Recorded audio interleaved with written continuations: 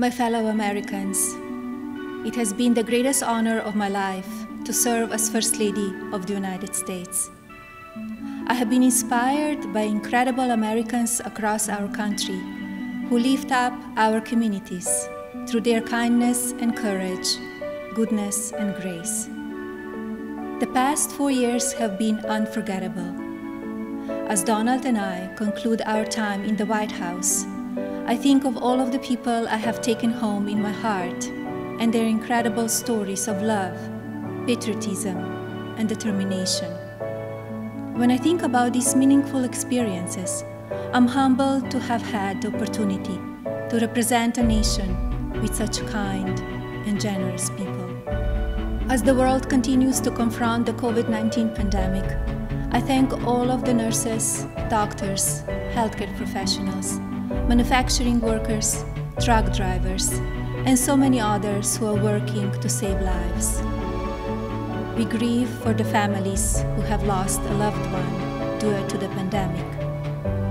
Every life is precious, and I ask all Americans to use caution and common sense to protect the vulnerable, as millions of vaccines are now being delivered. Be passionate in everything you do, but always remember that violence is never the answer and will never be justified.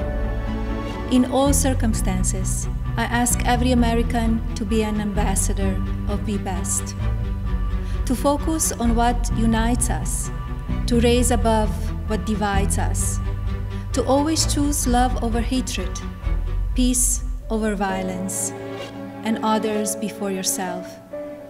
Together, as one national family, we can continue to be the light of hope for future generations and carry on America's legacy of rising our nation to greater heights through our spirit of courage, goodness, and faith. No words can express the depth of my gratitude for the privilege of having served as your First Lady. To all the people of this country, you will be in my heart forever. Thank you. God bless you, and God bless the United States of America. Today, the People's Republic of China is determined to expand Beijing's influence across the region through military provocation and debt diplomacy. And so I urge the incoming administration to stay the course, do what we've done, stand up to Chinese aggression and trade abuses.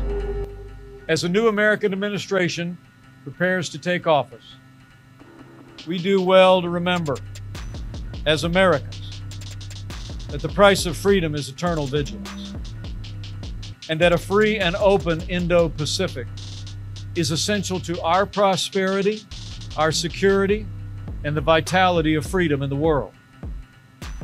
After generations where America and our allies defended the freedom of navigation and the interests of free nations across the Asia-Pacific, today, the People's Republic of China is determined to expand Beijing's influence across the region through military provocations and debt diplomacy.